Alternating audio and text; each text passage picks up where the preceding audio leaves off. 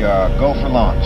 5. Quiet, numbskulls, I'm broadcasting. Anything can happen in the next half hour. 4. My friend, we cannot keep this a secret any longer. This whole thing is insane. 3. Quiet, please. I am analyzing. Where's the kaboom? 2. There was supposed to be an earth-shattering kaboom. 1.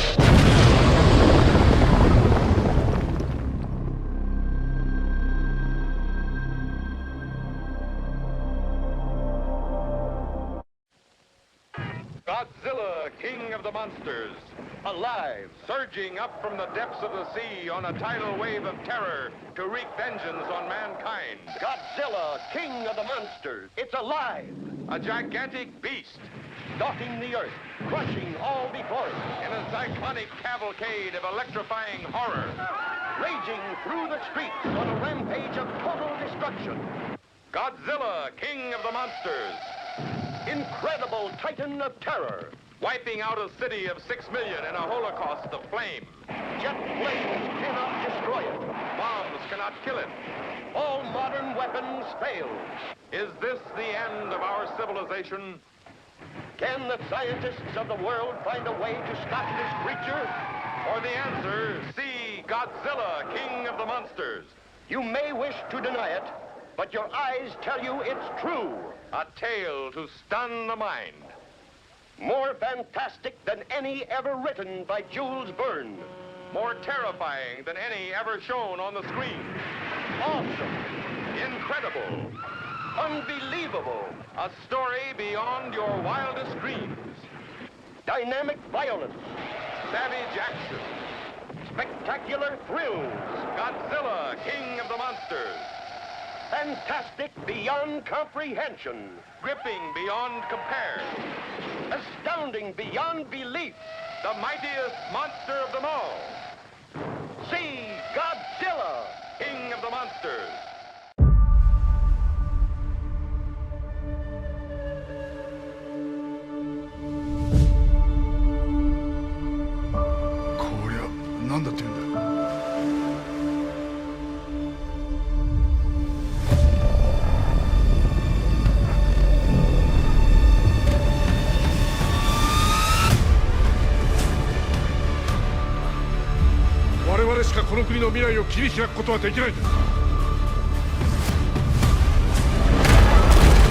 あの怪物の生態は未知のことが多すぎてる。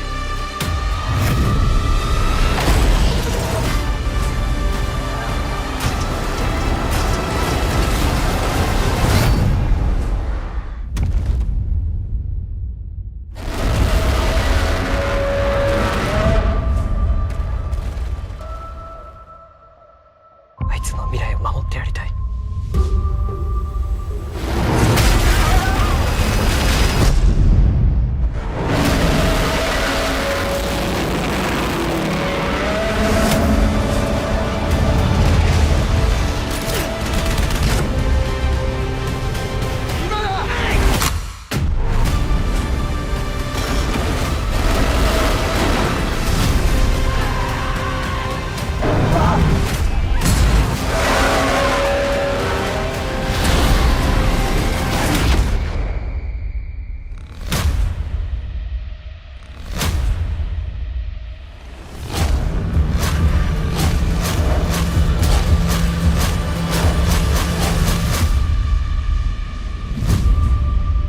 Godzilla Minus One.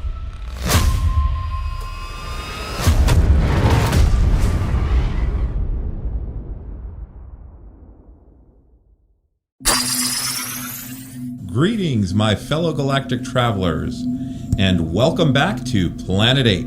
This is your mission commander Larry speaking to you from our hidden base. Chief Engineer Bob is here by my side as always in the command center, and circling Planet 8 in our orbital spy satellite is Reconnaissance Officer Karen. Hello, and welcome to another episode of Planet 8. This episode, we're going to take a deep dive into one of our favorite monsters. Kaiju is all I have to say, and you're going to guess, yes, Godzilla. Straight away, we're going to take it up to over to our resident Godzilla expert, Chief Engineer Bob. Chief, take it away. Well, thanks. Obviously, I like Godzilla. A little bit. Watch the version. You see, I Godzilla'd up my background a little more than usual. And I also brought a mascot. So let me get him over here. Here we go. Ooh. Oh, my goodness. We got Hedora is going to sit here and help me out on this mountain. So anyways, yeah, Godzilla. For me, obviously, if you've listened to the podcast in the past, Godzilla is sort of my center of all my geeky stuff. So we've resisted doing we did an episode on Godzilla King of the Monsters when that came out. Mm-hmm. But for the most part, this is kind of our first Godzilla-centric episode. Oh, yes. We thought we'd kind of keep it light. I mean, if you want to know how Godzilla was created or how he was designed or all that, go to Google, Wikipedia or whatever, check out other podcasts I've been on or whatever, and you can hear all that. So today we're just going to kind of share our love for Godzilla. And I'll kick it off. My first Godzilla movie that I ever saw was Mothra versus Godzilla, or at the time it was known as Godzilla versus the Thing. And it's always been my favorite Godzilla film. So I guess that kind of means it was all downhill from there. But at a friend's house, and he had previously introduced me to a movie called The Fly that got me into all this geek culture. And so he was like, oh, there's a movie on today you just got to see. All right. So we went in, turned on his TV, and it was Godzilla versus the Thing. And I was immediately hooked. I thought, God, this is so great. And I had been watching Ultraman for maybe a year before that. Because it was on Chemo, Channel 20 here in San Francisco in 1967. So I was already into monster stuff and giant monsters destroying buildings, but this kind of took it up a notch and had me hooked from the beginning. So from there, I went on a crazy trail. I'm sure I'll talk about it. A crazy trail of magazines, websites, talks, shows, collecting the whole thing. So, it was pretty much Godzilla for me the whole time. So, how about you guys? What was your first exposure to Godzilla? Walker, why don't you take it? I'll go in after you. I'm trying to think.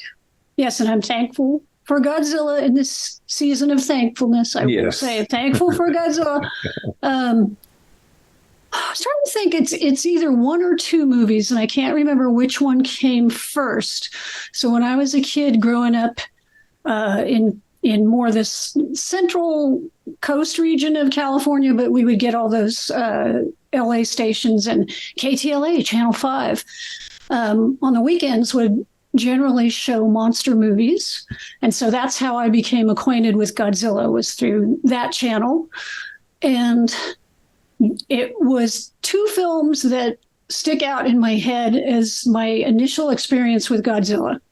Don't know which came first, but they are indelibly printed on my brain, and that's King Kong versus Godzilla. So that was a big one because I had already experienced King Kong. So then it was like, oh, well, King Kong's in this. I have to see it.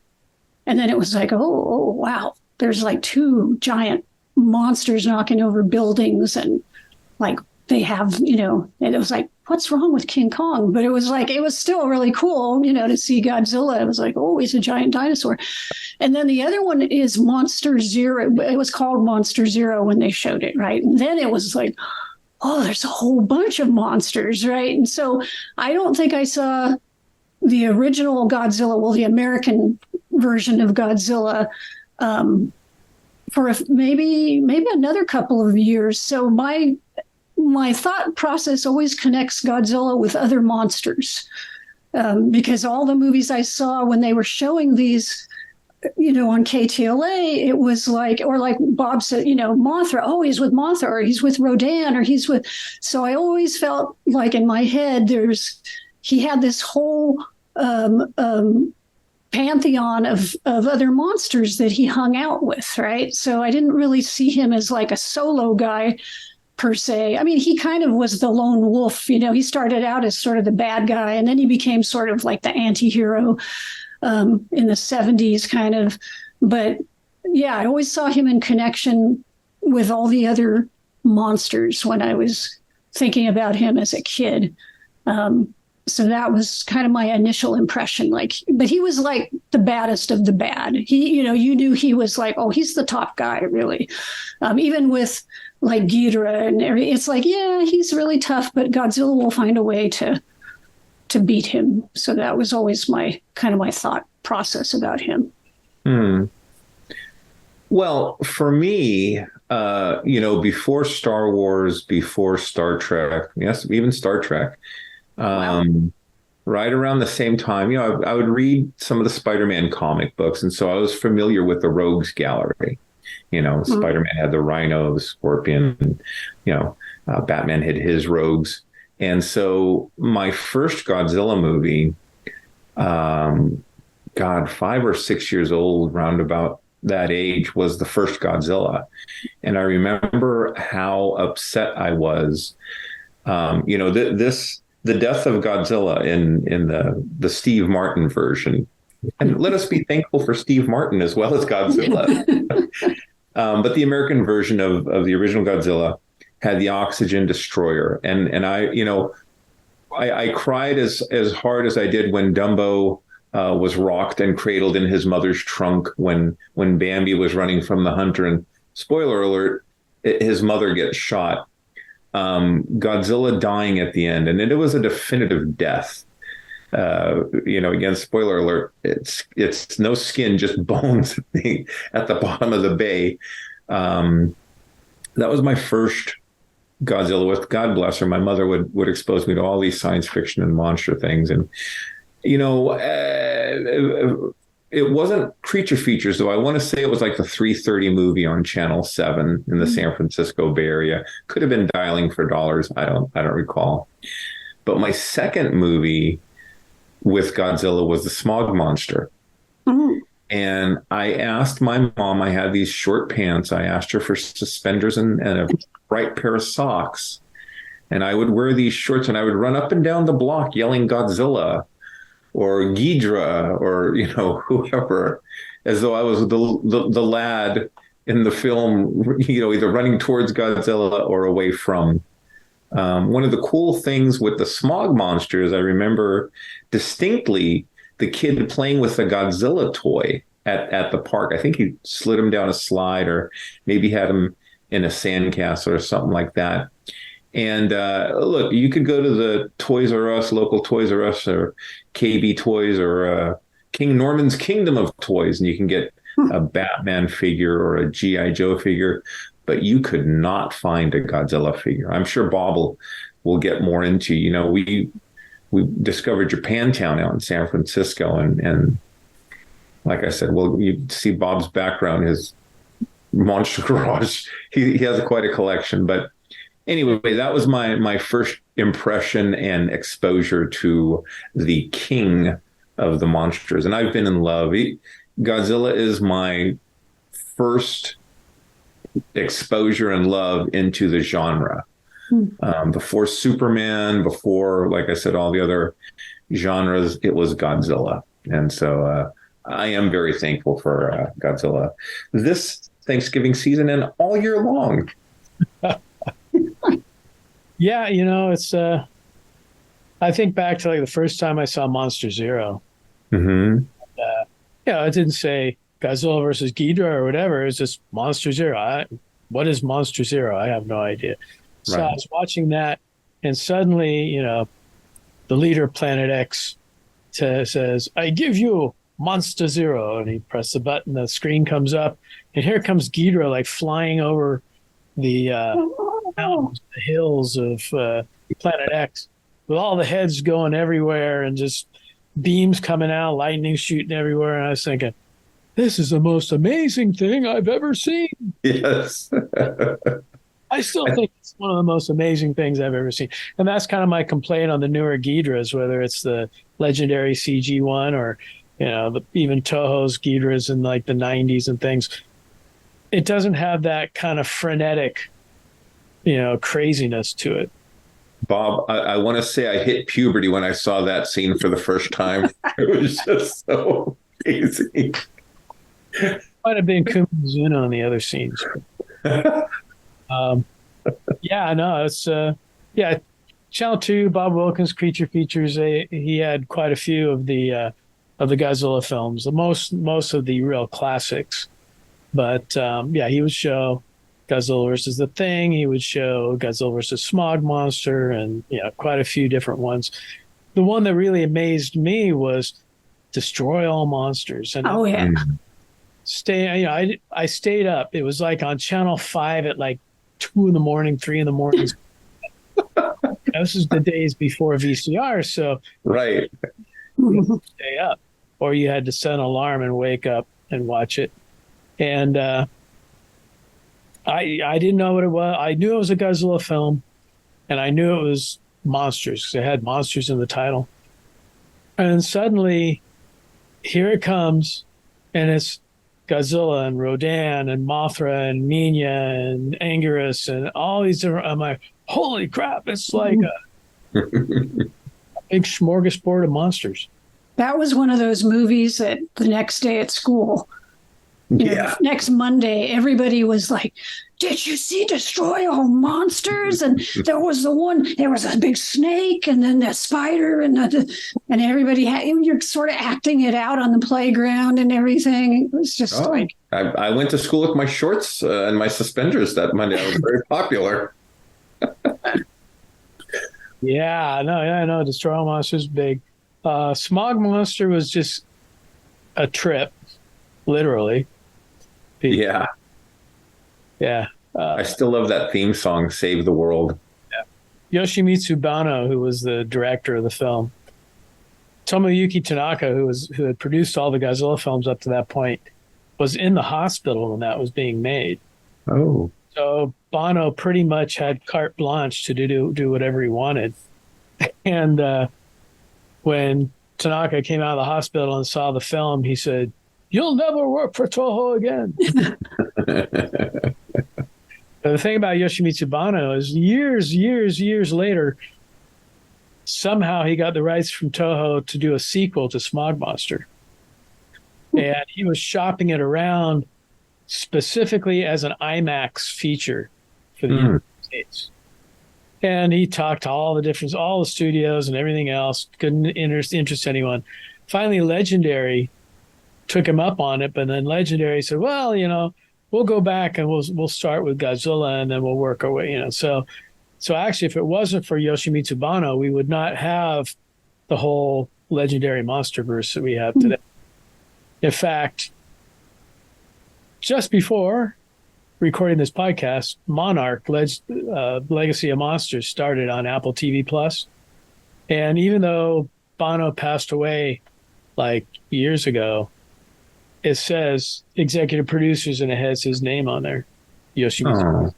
It's out of respect to the fact that he got them the license, basically. I wonder, is his estate getting any money? I did. I think it's more of a just a little nod and a thank you.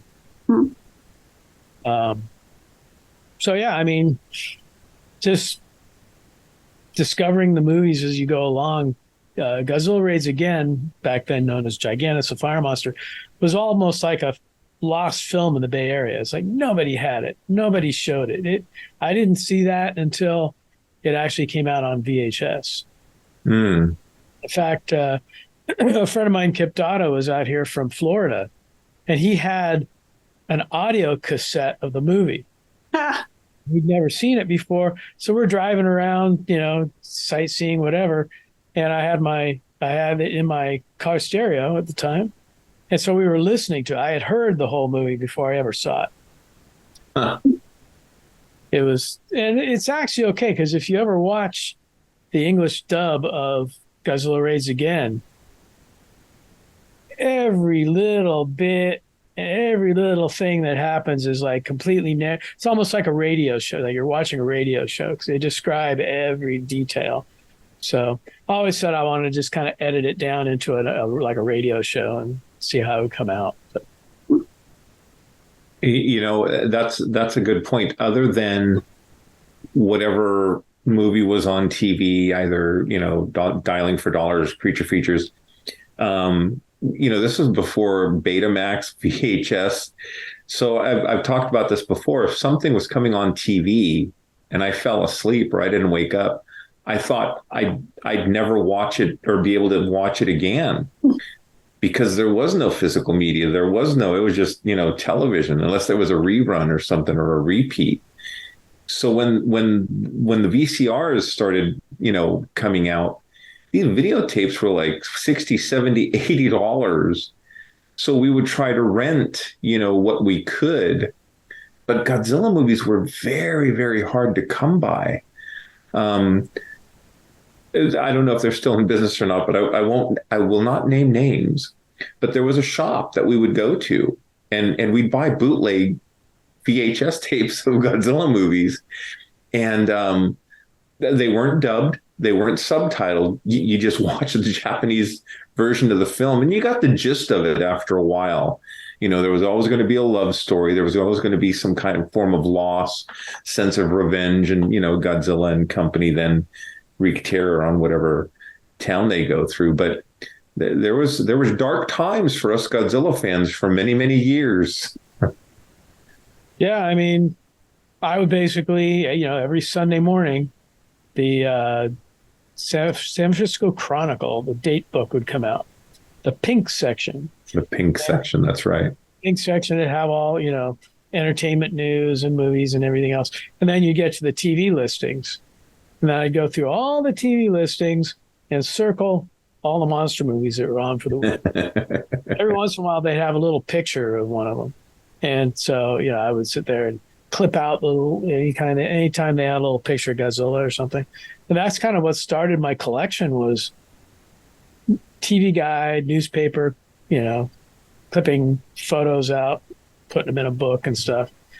But, Larry mentioned about how hard it was to get figures and things. And it's like, really the first thing that came out here in the United States was a Godzilla game from Mattel. And then there was also I think it was like a Parker Brothers Godzilla game. Milton Bradley, something like that. Might have been Parker Brothers. The game. And then was the Mattel Shogun Warrior Godzilla. That was it. And I begged my mother, and boy, that was awesome. Did you get it? I did. We went to King Norman's Kingdom of Toys down at Eastmont Mall. Thank God for King Norman. Oh man, and she couldn't figure out why his fist would fly off, and I didn't care. I was like, he got promoted to a Shogun Warrior. And she also got me, was it Poseidon? Forgive me, I don't know how else to describe it. This Shogun Warrior had nipples that shot out like missiles. As many do. And so I got him later on down the road as well. And so that he would fight, Godzilla would fight the Shogun Warrior. His nipples exploded with delight. I had the Shogun Warriors. I had it was Raideen and Mazinger and Getarobo. Well, they call him Dragon. And Guy King, Dengard Ace. Oh, no, Daimos. Anyway, I had all those. Yeah, I don't. It came out. That was really cool. And then shortly after that, they did one of Rodan. Yes, I didn't get Rodan, though. And I wish I did. And then I got into some phase where I sold off all my anime stuff, and I sold off like my American toys. I just kept the Japanese stuff. And, a lot of it I regret. I should have kept all those shows and all the Godaiken toys and things. But I got good money for all of them. So, Did either of you get the Godzilla comic book from Marvel? Still have it. I did, yeah. they're coming out with a collected omnibus of the Godzilla comic. It's either out or it will be out pretty soon. 24. That'd be cool. So, yeah. Yeah, I remember like Shield, Dum Dum Dugan was in one of the issues. Right. He was like leading the group against trying to either capture Godzilla or whatever they were trying to do with him. It was weird that they actually brought the Marvel universe into the Godzilla universe, but why not? Right? Yeah, they had the license, so yeah, they had the champions fight Godzilla at one point. Yeah, it was a good little series. I'll have to look for that. Yeah. Hey, something I didn't know, which I learned just doing a little reading around, and you guys probably knew this because you're big Godzilla fans. Because, like, thinking about the Godzilla comic book, he is colored green in the comic book. A lot of the toys, he is green. But reading around, he is actually, like the suits and everything, he's actually charcoal gray. Yeah. And I didn't really realize that. I guess I'm going to have to go back and really watch the films. But I guess in my brain, I've always thought, oh, he's like a dark green. Why do we assume he's that color? Just because of the toys, maybe? I don't know. But he also had like the old Monster Times and things where they tint him green. Mm-hmm. Lobby cars, he'd be tinted green once in a while. One item that came out before the Shogun Warrior that I should not have forgotten was the Aurora model kit of Godzilla. Oh, that's right. Was he green on the box for that? I think he was molded in green. Oh, okay. Yeah, he was. If you didn't paint him, then he was green. But Godzilla was actually green in Godzilla 2000. So the later movies, just Godzilla 2000 and Megaguirus, just those two movies. What about the legendary films? Because for some reason, my brain thinks he's green in those, but was he actually green or was he gray? So he had in the Megaguirus, there was like a little purple on his fins. Oh yeah, Godzilla 2000. He was like, that suit was green with the purple fins. I bought a planter where you could put a little plant in Godzilla's back. The purple fan. And he's like, this is actually black. So you put some succulents back there. Yeah.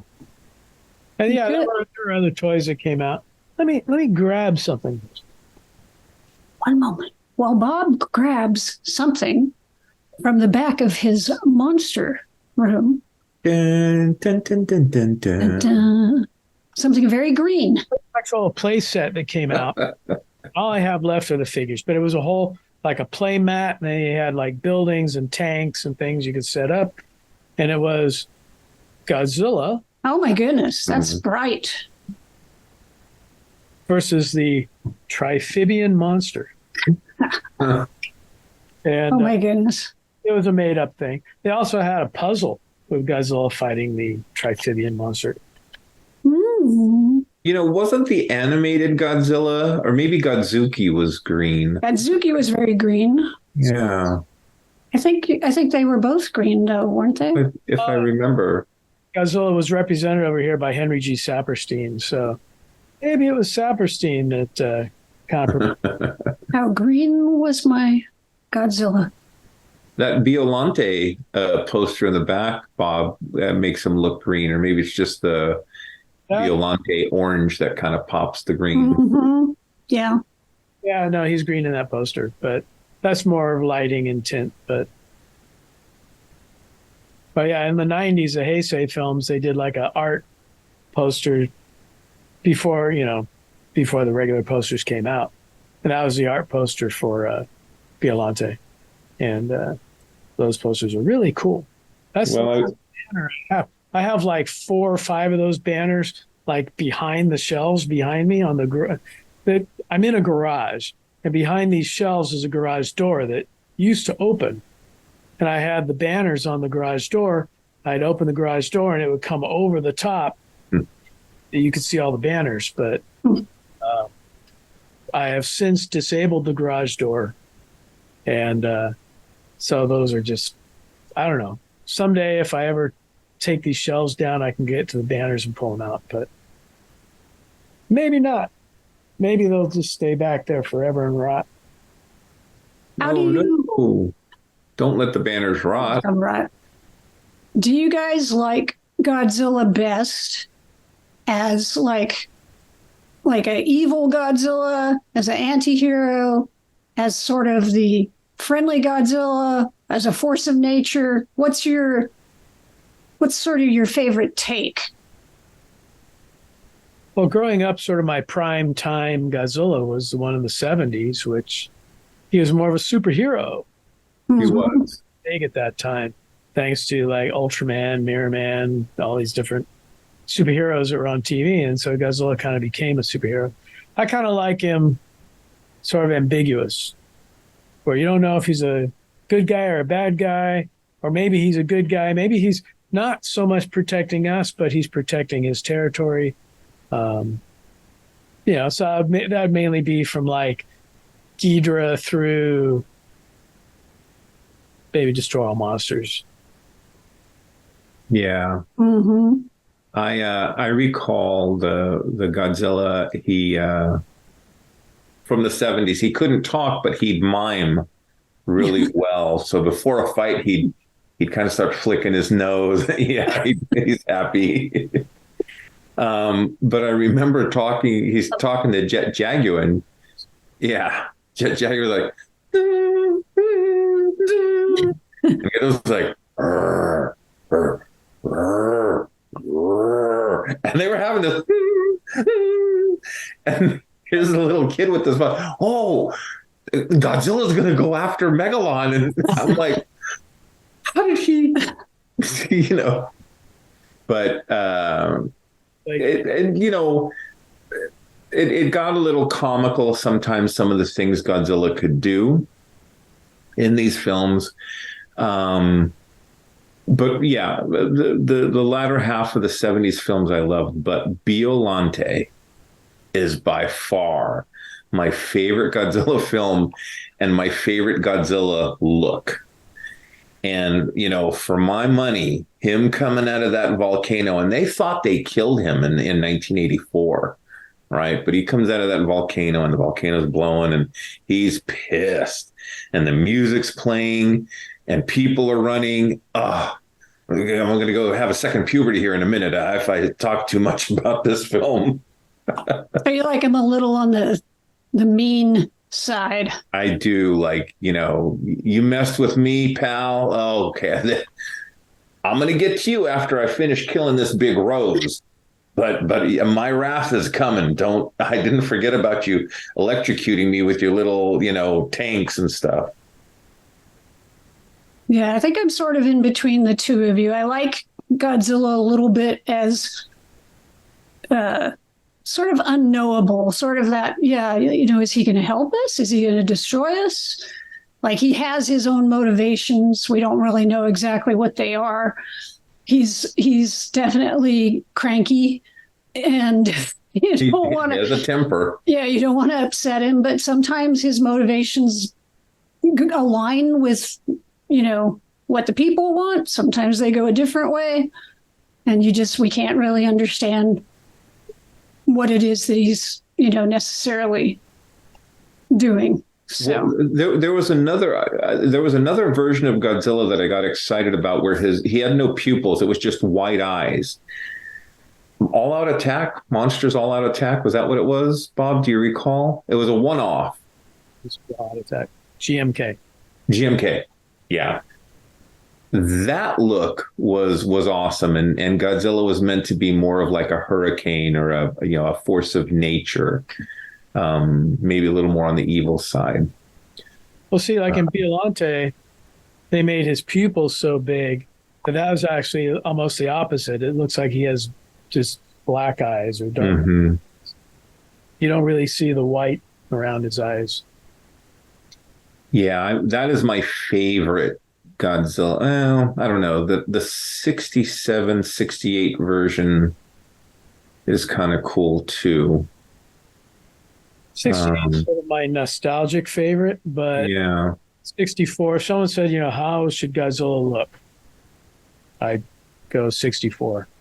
Mm-hmm. Do you think that's the most recognizable version of him, would you say? Well, for years, Toho kept pushing the Heisei Godzilla from the 90s as sort of what they felt Godzilla should be. In fact, if you go to Toho Studios, there's a statue of Godzilla in the front, which is the Heisei 90s one. But they did, after Sony bastardized him in 98, then they came back and did another design like this for Godzilla 2000.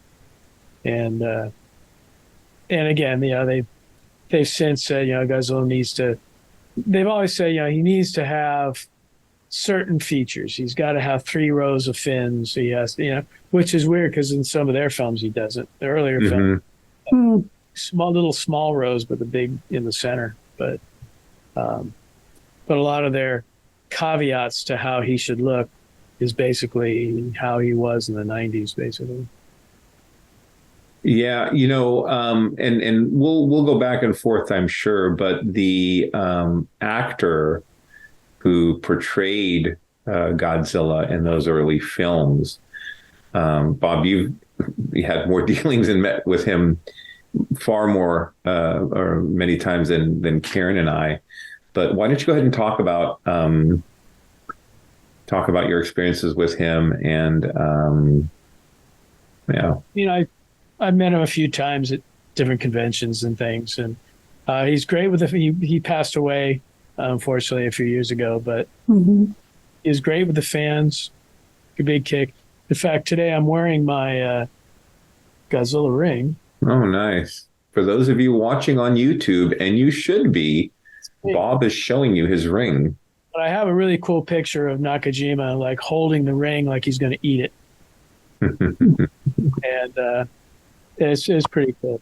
And then in the 90s, it was Kenpachiro Satsuma, who's a total nut, complete nut. And he was always cool at conventions. And then, of course, in the 2000s, we got Tsutomu Kitagawa, who was our guest at the last Godzillafest and our first Godzillafest, and hung out with him in Japan, and great guy. So he actually, after our last Godzillafest, came out here to this monster garage and played my Ultraman guitar and played my creature pinball machine and hung out in the garage taking pictures of everything. And yeah, he got a kick out of all of it.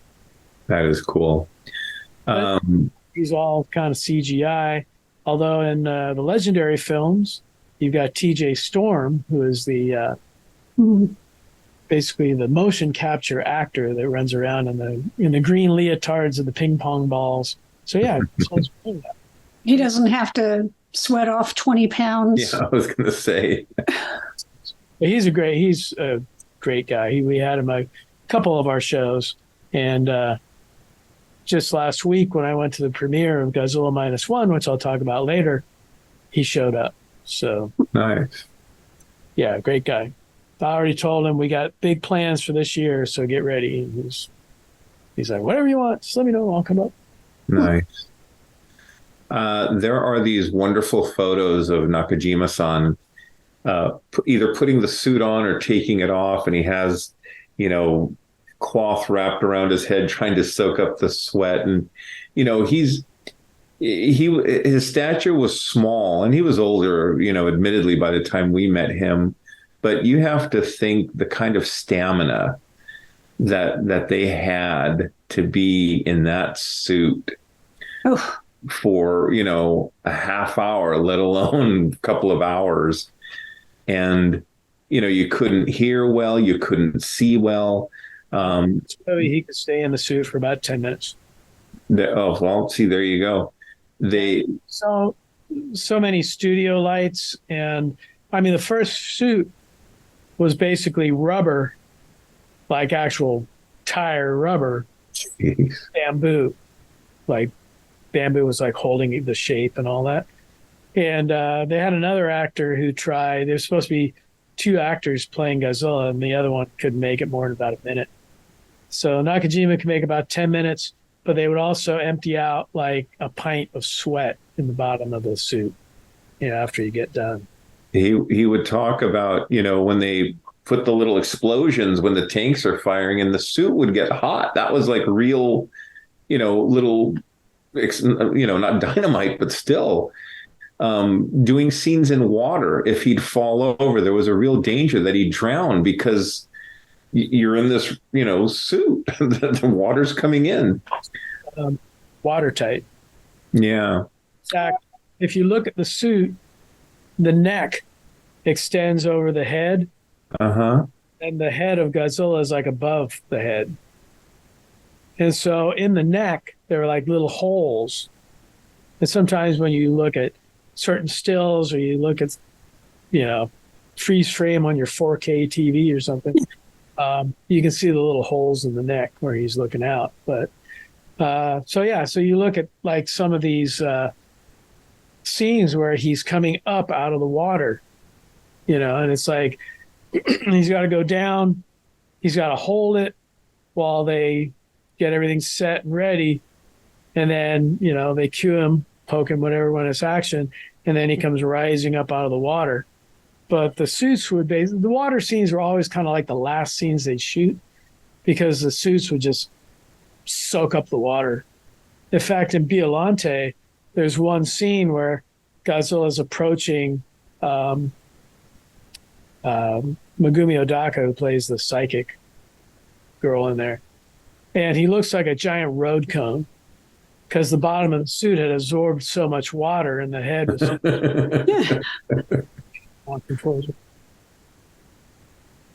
That's funny. We were at a Monster Palooza and we saw him. Didn't want to bother him because he's obviously getting his breakfast, and he was up there telling the guy making omelets and souffles. He was pointing to himself, Godzilla, Godzilla. Oh, wow, Godzilla. And his interpreter's like, oh yeah, Nakajima-san. And what kind of omelet? Denver. Like, okay. Yeah, it was one of the Monster Paloozas. I think it was one of the first ones that I went to. I had a Microsoft Facebook. Oh, no, Service Pro. Sorry, Service Pro. I was up in the room and I wasn't getting any reception or anything. I wasn't getting the Wi-Fi. So I went down into the bar area and I was like checking my email and stuff on the Service Pro. And Shinichi Wakasa, who makes the Godzilla suits, he comes walking down. And we kind of knew each other. So he came walking over, he sits down and we're talking, hey, da, da, da, da, da, da. And then he looks up and like waves somebody over. And here comes Nakajima. So Nakajima comes up and sits down. So the three of us are in there. And it took me a minute or two to realize I'm sitting here having a conversation in a bar with Godzilla and the guy who makes Godzilla. That's surreal. But, yeah.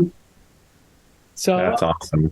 Let me ask you, discounting suit actors, who's your favorite actor and or actress in a Godzilla film? I haven't paid attention to a lot of them, but the first that stands out is the Peanuts. Mm-hmm.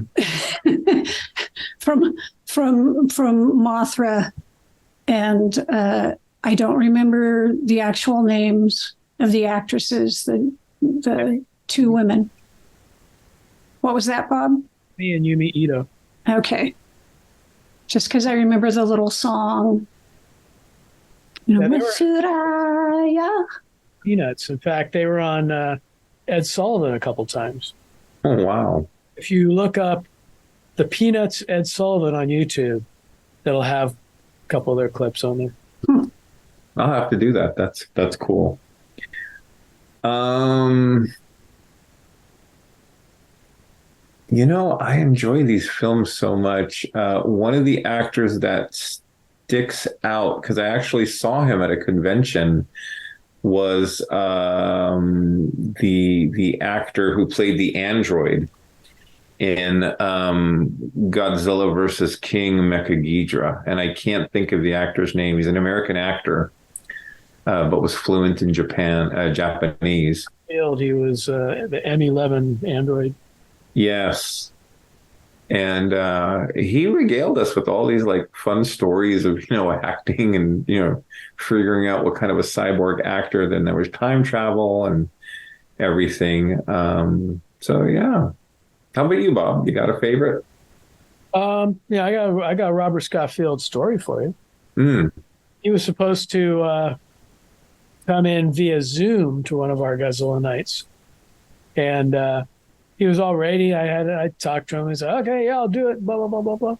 And then I got the time difference screwed up, and but he's pretty cool. He sent me a poster of like the Heisei Godzillas and stuff, and autographed them. But for me, actress, it's sort of the typical fanboy answer, but it would be Kumi Mizuno. She was in Matango, Attack of the Mushroom People, but she was in small part in King Kong versus Godzilla. She was the main alien from Planet X in Monster Zero. They all looked like her. Miss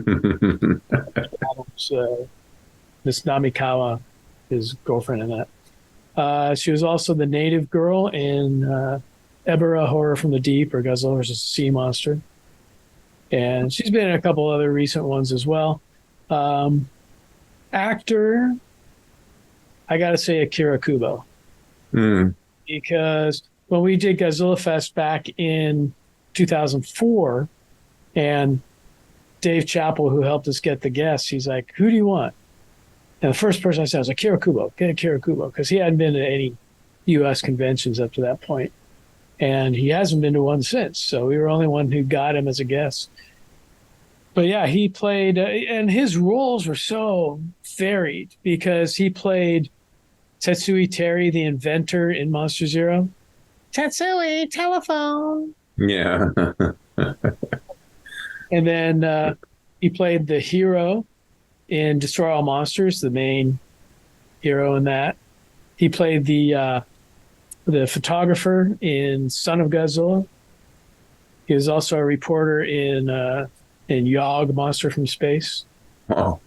A lot of his, he was as well as with Kumi Mizuno, he was in Matango, or Attack of the Mushroom People.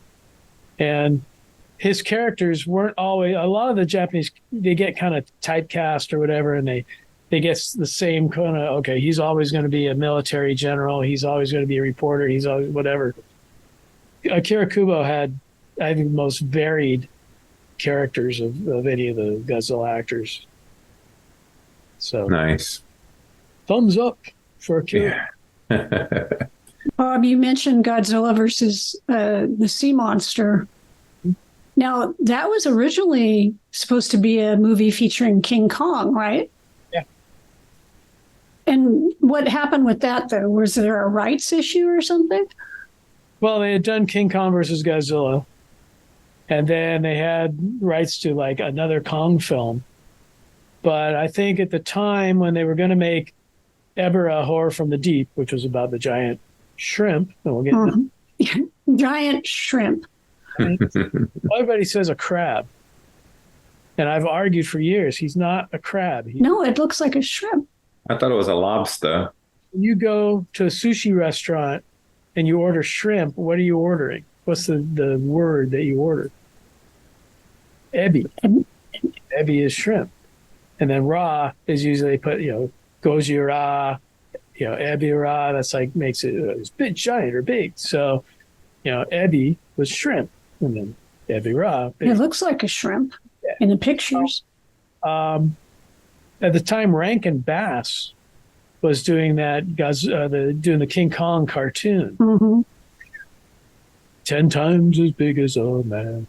And they approached Toho about doing a movie version of the cartoon, which eventually became King Kong Escapes. Right. So I think they put off Kong for that, and then they just inserted Godzilla into Ebirah Horror of the Deep. But if you look at it, they didn't really rewrite any of it. Mm-hmm. Fights a giant condor. He fights jets. He has a scene where he's like enamored by Kumi Mizuno, and he's sitting on the rock and stuff. It's like, all right, that's kind of a Kong. Yeah, Godzilla doesn't usually do that. Some, girl on an island. So, yeah. But I mean, it's fun. It's a fun film. In fact, Akira Takarada, who's one of the stars of the film, in Godzilla versus the Sea Monster dub, do you know who dubbed his voice? His voice was dubbed by Hal Linden.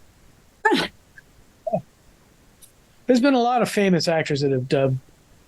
George Takei, my friend Keith and I, when we met him, it was actually at the Egyptians' 50th anniversary Godzilla event thing, and we were sitting there talking to him about, because he dubbed H-Man, Rodan, he did voices in Ghidorah the Three-Headed Monster.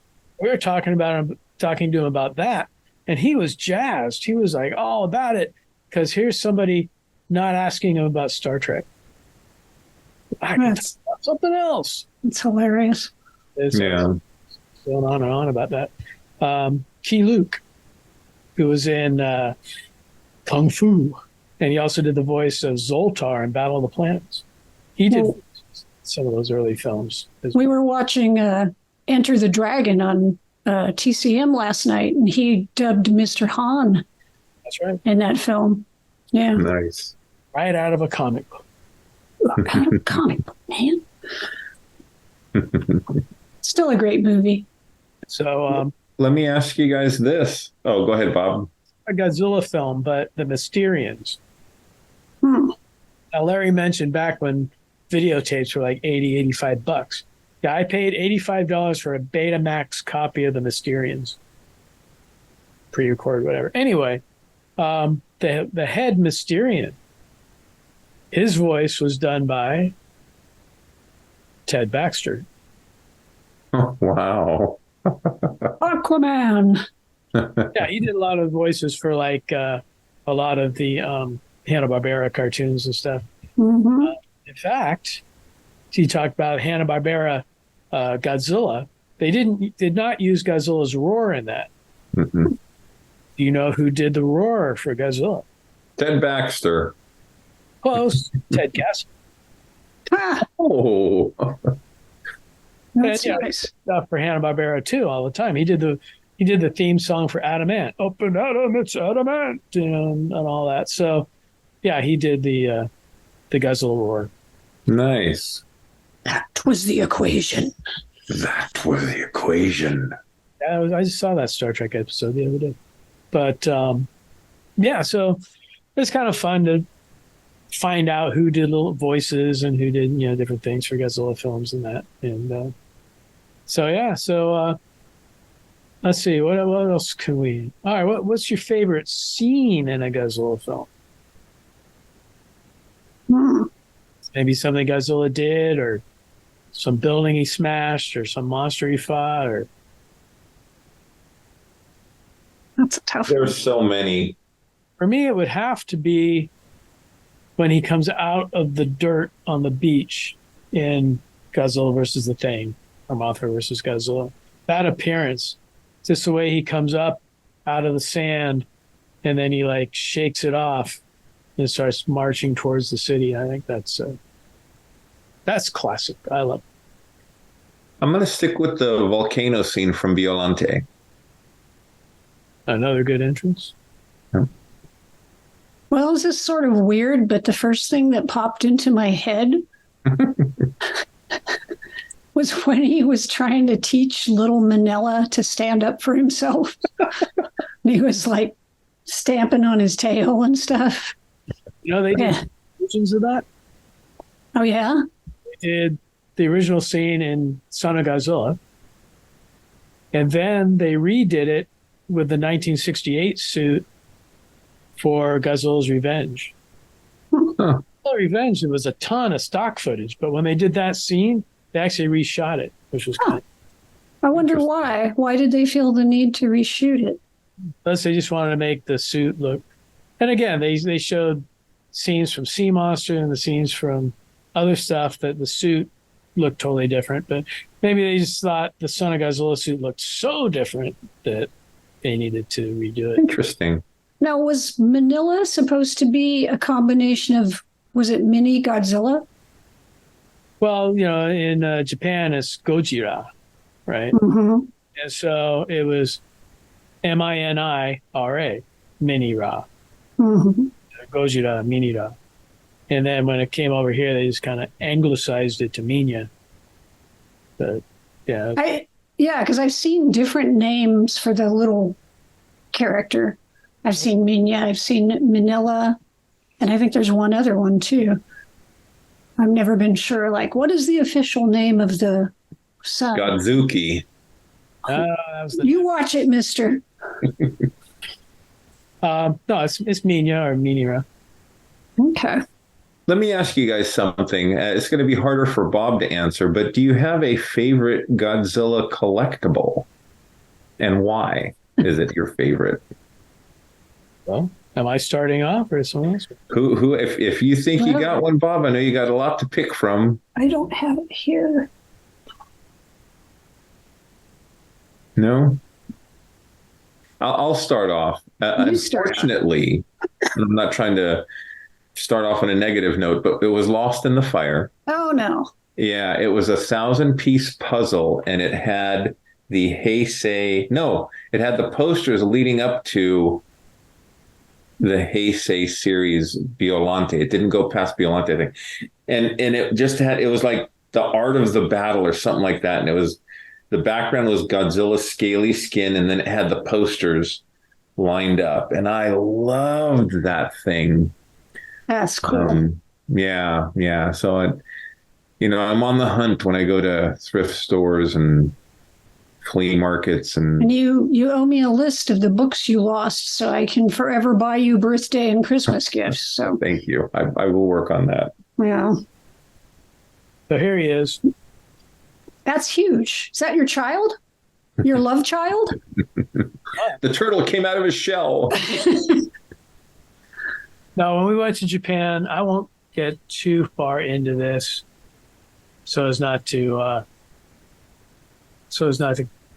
cause waves. But I missed out on like 3 big Godzillas when we went to Japan. And that was my kind of one of my goals going to Japan. I wanted a nice big Godzilla. And I kind of missed out on like 3 of them. And so we got back. Kevin had built this model and painted it like silver screen style because it's the original 1954 Godzilla. And he painted it in quote, black and white. He did this for our first Godzillafest back in 2004. And Yuki over at Kimono My House had like a styrofoam structure of the Transamerica Pyramid from San Francisco. So we had him standing next to Transamerica's pyramid as a display. So when we got back, Kevin offered to sell this to me for nice Japan. So this is a sentimental favorite of mine, and he's big and he's cool, and if you're in the background of all the episodes. If you're only listening, Bob was holding up an enormous Godzilla, about 3 feet tall. Yeah, but you shouldn't. You should be on YouTube watching. You should do both. Why not do both? Both. And like and subscribe and share with your friends. Join the cult. Well, Walker, I don't know what you're going to pick, but one of your favorite collectibles that I envy. I don't know. You probably don't have it. Go ahead and say it. That little metal Godzilla. Yes. Belly opens up and there's like a military base. That thing, I love that thing. I thought I had it here in the bar. It must be still in storage. There's still some things in storage, but yeah, not sure if it was Bulwark. Bob would probably know, but it was a little metallic Godzilla. Got over in my display case, so I can't really get it without. It would take me a while to get out of the display. Yeah, but it's like 4 or 5 inches tall. It's Godzilla, Ghidra, Baragon, and Gigan. It was like a whole set. Yeah. Well, I got it back in I want to say, 84 when I went to the San Diego Comic-Con. And it was the most unusual thing I had seen. Yeah, and it opens up, and there's a little base inside. There was a tank. There was a little SR-71 Blackbird. There was a little thing that telescoped out. It had missiles that shot out. I think I maybe have one missile left. Yeah, it was incredibly cool, and been dragging that thing around with me for years and years. Awesome. Another thing I had, though, that I really loved, which my friend Paul sent me, Paul lived in Pomona, and he would go to the Japantown in LA. He sent me this book, and it was all little paper fold-outs. You could take the paper and you could fold. Like origami? Yeah, well, sort of. It would show you, it had directions. It was photographs or drawings of the different kaiju, and you could cut and tape them together of Godzilla and Rodan and all of them. And so I would put them together. I hung a few up from my ceiling, and those were really neat. But of course, they didn't survive, many decades later, but those were really cool too. That's cool. Well, as I think about it, I am wearing, can't see it that well, so I'll stand up. This was from Roosevelt's. Roosevelt is a shirt company online, and this was offered at this year's Comic-Con. And it's Godzilla with King Caesar and Jet Jaguar and Ghidorah and Mothra, and it's one of my favorite new Godzilla collectibles. It's very nice. I plan on wearing it at the next Godzillafest. I've got the bootleg Godzilla shirt on today. So. I tend to try to buy bootlegs of artists that I know, but this one was just so damn cool. I should send Shinji Nishikawa $40 and say, I'm sorry, I bought this shirt. But... Well, my friends, with sharing all of our favorite collectibles, that might be a good time to transition into our sensor sweep, unless there's any last thoughts or Thanksgiving things you'd like to say before we switch over. Well, I mean, if it wasn't for Godzilla, I probably wouldn't be putting on all these crazy shows I put on. I've gone to Japan. I wouldn't have met some of my best friends. So thank you, Godzilla. Yeah. Well, like I said, I mean, go ahead, Bob. So if it wasn't for Godzilla, I'd have a whole lot more money too. Well, maybe not, because I know Bob is a big fan of James Bond, the original Batman series. I've been to Bob's house several times, so I've seen, his monster collection, Creature from the Black Lagoon, extensive. No. But I will say, Bob, the king of it all is your Godzilla collection and the kaiju. So, and just going places and doing things that something I did last week I wouldn't have done, and I'll talk about that in the sensor suite. But. Yeah, like I said before, any of this, I've met George Lucas, I've met Bill Shatner, Leonard Nimoy. Carrie Fisher, and I'm not taking, I love my fandom. But Godzilla was my first love and still is very dear to me.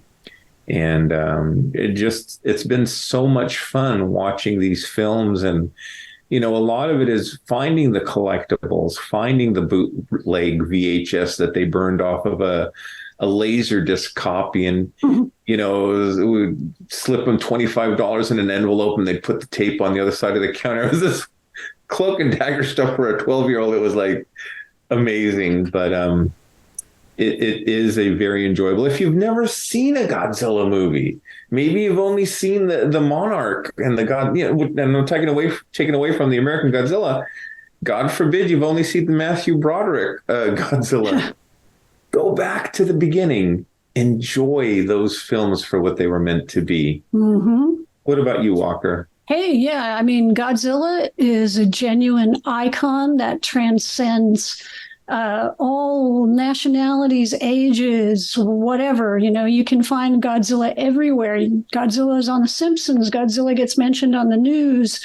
Yeah. You know, Godzilla has definitely permeated the consciousness of people. And next year will be, I think it's next year will be the 70th, correct me if I'm wrong, anniversary. So, you know, Godzilla's still going strong. So I think there's something here that really speaks to people on a very primal level. And it's whether you're, you know, 6 years old or 60 years old. And so I don't see any end in sight for Godzilla. And as somebody once said, go Godzilla. Yes, well said.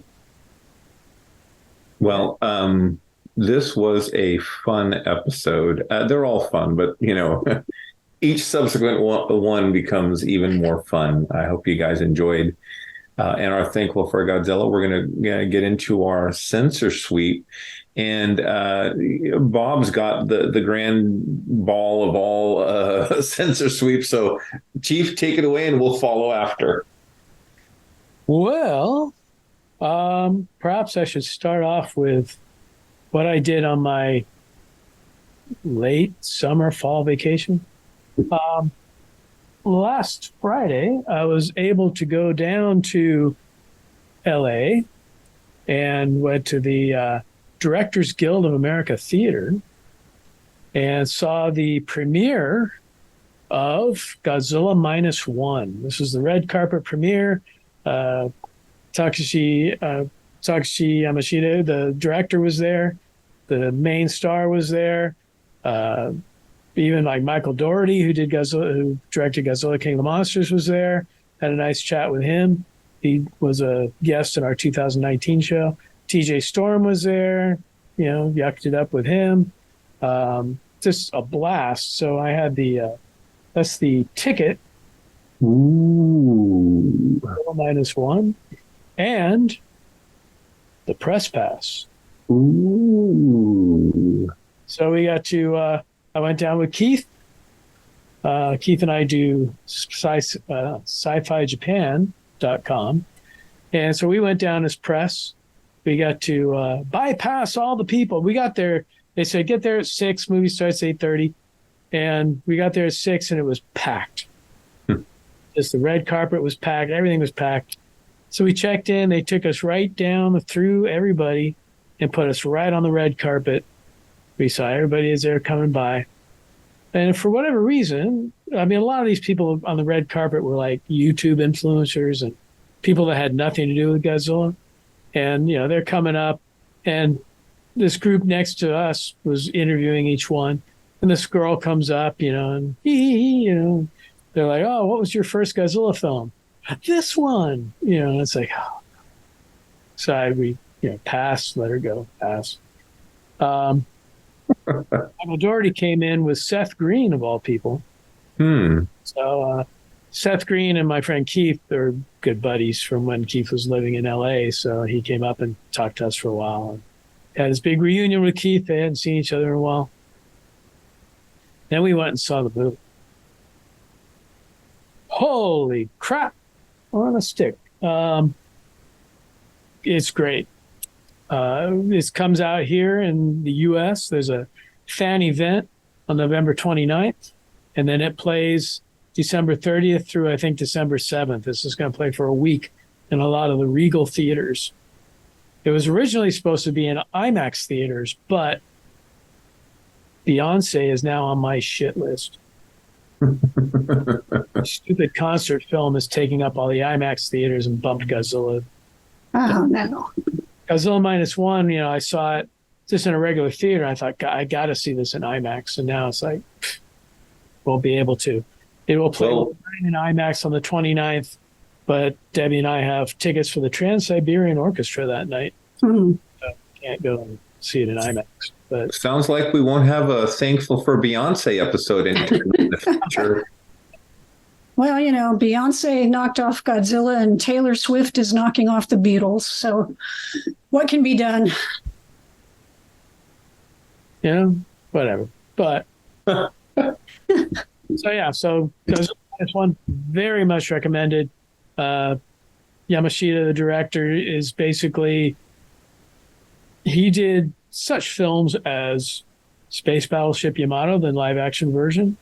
He did Lupin the Third, the first. He did Always 1, 2, and 3. And he also did a film about the making of the Yamato, which dramatization, not Space Battleship Yamato, but the original Japanese World War II battleship, the Yamato.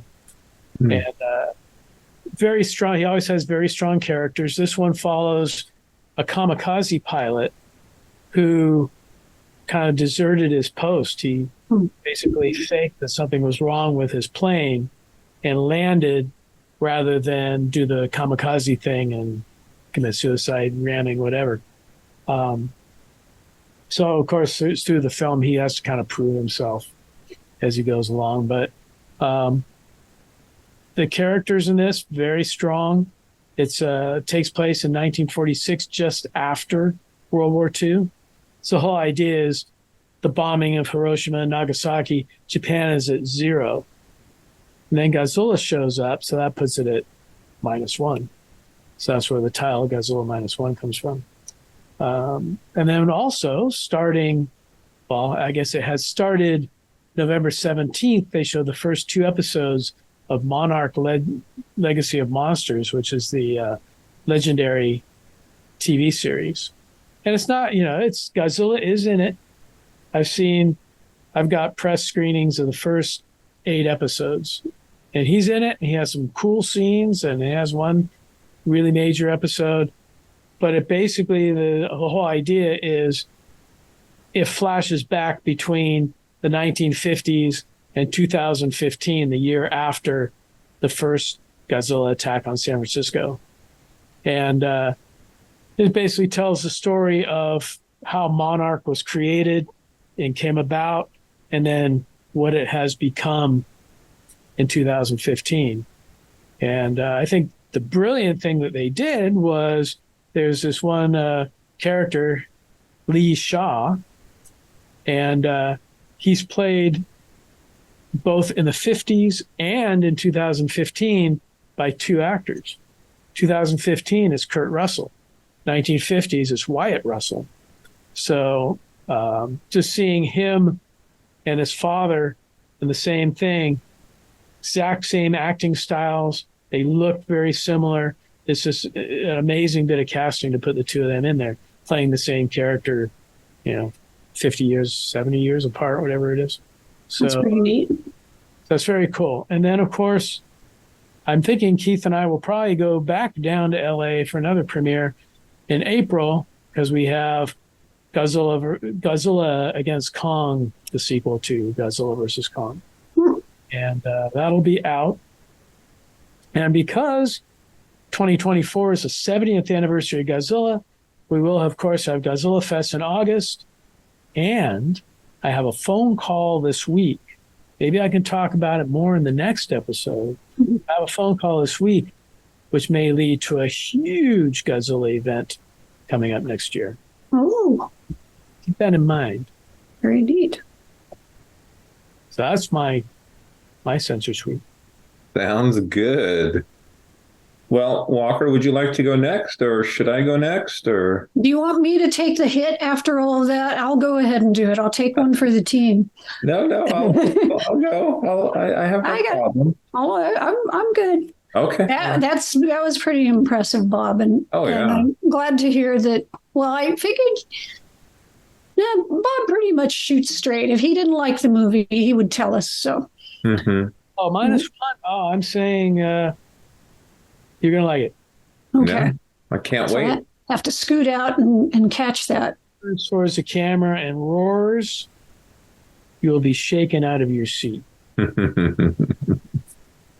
I'll go, right. Damn you, Beyonce! Yes. Bitch. Well, I was just going to share. I dug this out for the show. I've had this for, 20 years plus. This is the official Godzilla Compendium. Actually, a magazine, but It's got all kinds of great Godzilla reference material in here. It goes over, well, it covers the movies that it had up till then. This is produced in 1998, so not all of the movies. Then it has some articles on the different suits. One of the things that was really cool is it has some different art by Art Adams of Godzilla and some of the other monsters. So it has, different monsters or characters from Godzilla films. And very nice. And let me say, those of you that are listening and not on YouTube, Karen is showing pages from within the book. So, and then it has movie posters reproduced inside. Nice. So it's kind of a cool little thing that I have no idea where I picked it up. Probably in Berkeley. I was living there back then. So yeah. Those posters were on that puzzle I was telling you about. Very colorful. Well, what you got? Well, for those of you watching on YouTube, your Planet 8 intrepid crew influenced me to start watching The Invaders. I have the first season DVD. What's that, Bob? Resistance was futile. You know what's funny is having watched X-Files and Kolchak and The Night Gallery and Twilight Zone and Outer Limits, and when they're saying in this show, architect David Vincent. So I was thinking this is an alien term or a government secret operative term. He's an architect. So he's just an architect. Greatest realization / letdown in the history of watching. I'm like, he's just an architect. He's just an architect. He took the wrong turn one night. That was basically, took the wrong turn and fashion. But it really has nothing to do with what he does in chasing down these aliens. Mm. Nothing to do with architecture.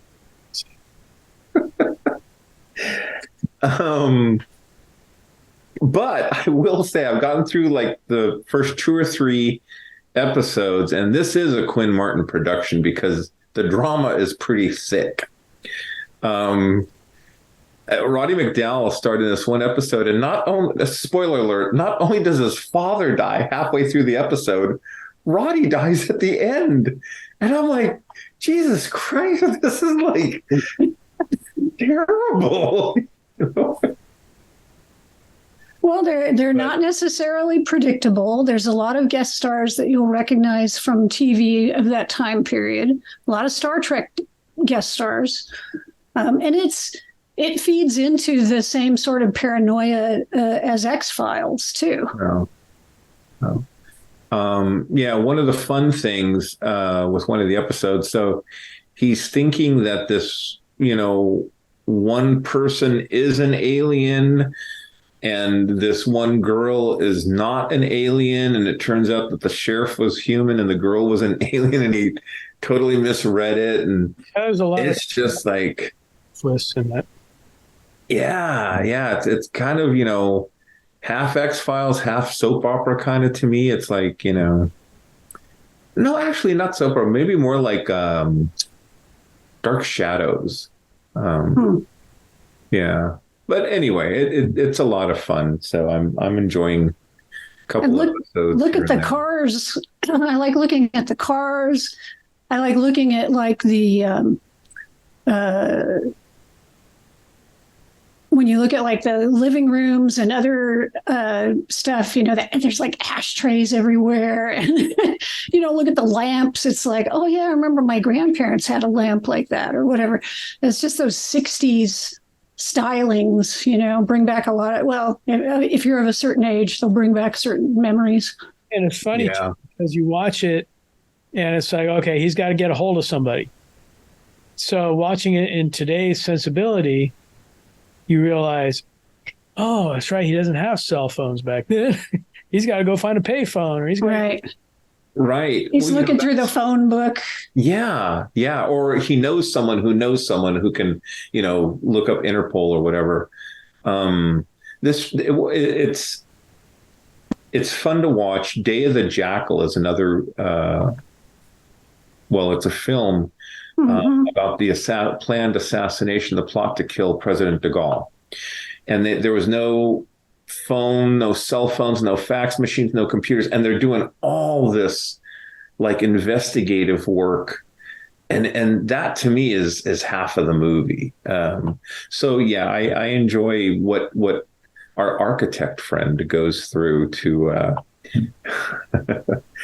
build a case against these aliens. And, the whole funny thing about the pinky finger. And, the first episode, he's like, he notices their pinkies, and it's like, okay. So, and then the special effects are pretty cool because the guy was meant to look like he was glowing. So they put flashlights in his palms, and you see the back of his hands, not his palms, but it flashes on his face and body. And I'm like, oh, that's a cool effect. It's practical, and your eye is not, finding the trick. In some CGI, it's like, nah, it's not real. This will be an interesting episode, maybe to be thankful for next year. Just kidding. We won't wait that long. We'll do an episode. But do you see who does the music for The Invaders? Yes. Who also does The Outer Limits? Yes. Matter of fact, I was looking to see if I can find like a soundtrack of some type, and I find one. Yeah, I couldn't find it. But I'm kind of surprised that like La La Land or they would be my primary suspect for putting something together like that. Yeah. But yeah, in some of the very early episodes, I think he completely lifted musical sequences from Outer Limits and just plugged them into those episodes. Because I was like, I know I've heard this in Outer Limits. Entrada would be another. Oh yeah, Entrada's. It's funny. On a side note, we were watching Kingdom of the Spiders, and Jasmine's like, I've heard this music before. And I'm like, oh, yeah, you sure have. Jasmine discovered Twilight Zone about a year ago, and so she's burning through all the episodes. She's gone through everything once and is rewatching a second time. And the music from the Intruders or the Invaders is the soundtrack for Kingdom of the Spiders. So, Jeez. And it works very effectively. But, we've talked about stuff like this before, like Krull and the Kingdom of the Spiders soundtrack and just pretend it's Invaders.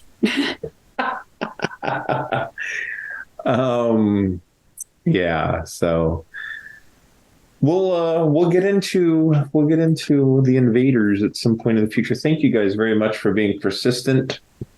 One of the things that Chief recommends we don't watch would be Blue Beetle. So we won't be doing on Max, and it's like I told Debbie, why don't we watch Blue Beetle? And she made about halfway through. I slogged through the whole thing, but it was pretty bad, huh? Yeah. So I would recommend not doing an episode on Blue Beetle. That's fine by me. I haven't seen it yet, so saved you guys the time. Yeah.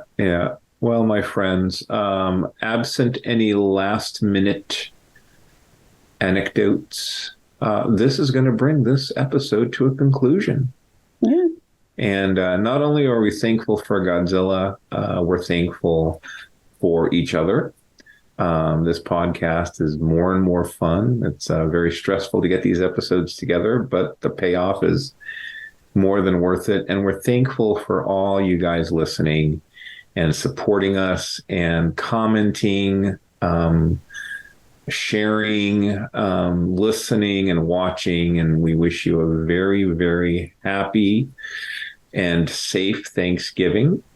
And we're looking forward to our December episodes. We got some good stuff cooking. And this is your mission commander signing off. Chief Engineer Bob. Reconnaissance Officer Karen. Take care.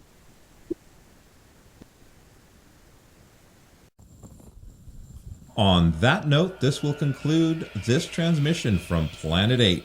We would like to thank all of our intergalactic audience for listening. Be sure to head on over to our website at www.planet8podcast.com, where you can get more information on this episode's topic. For more conversation, find us on Twitter at Planet8Cast. Or on Facebook at facebook.com/Planet8Podcast. We want to thank you guys for tuning in each and every episode. We look forward to your input and opinions. Until next time, this is Planet 8 signing off. End transmission. By George, he's got it. It is the end.